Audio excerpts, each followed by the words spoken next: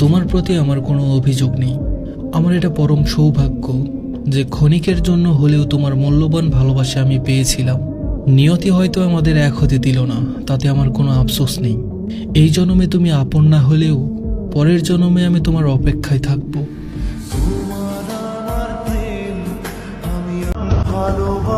আপনার এভাবে পাল্টে যাওয়াটা মানতে খুব কষ্ট হয়।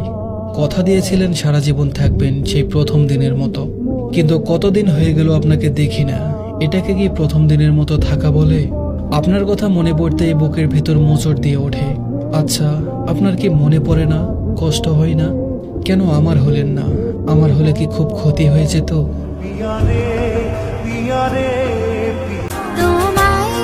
আমি তোমাকে অনেক ভালোবাসি। আমি তোমাকে পাবো কিনা জানি না, কিন্তু তুমি যদি আমাকে মৃত্যুর চেয়েও বেশি কষ্ট দাও, তবু আমি বলবো আমি শুধু তোমাকেই ভালোবাসি।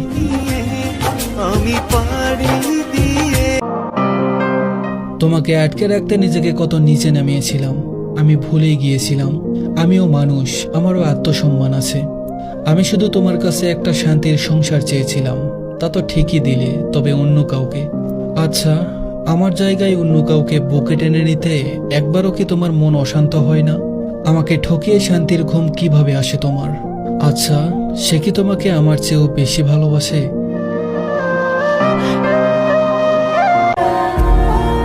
আমাদের গল্পের উপসংহারটা বোধহয় ভাগ্যের চেয়ে আপনার হাতেই বেশি ছিল।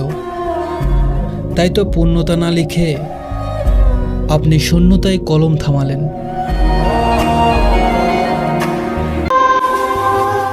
মানুষ কখনোই ধরে রাখার জিনিস না। যে যেতে চায় তাকে হাজারটা ভালোবাসা, যত্ন কিংবা চোখের জল দেখিয়েও থামানো যায় না।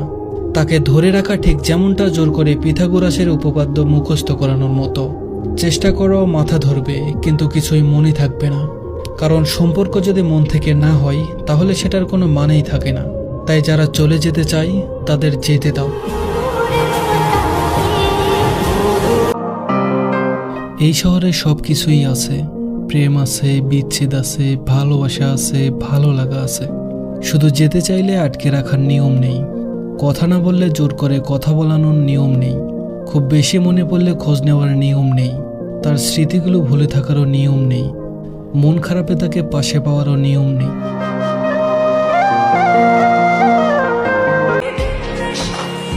ভালো থাকার জন্য হাজারো মানুষের দরকার নেই। আমার এক তুমি থাকলেই আমি ভালো থাকি।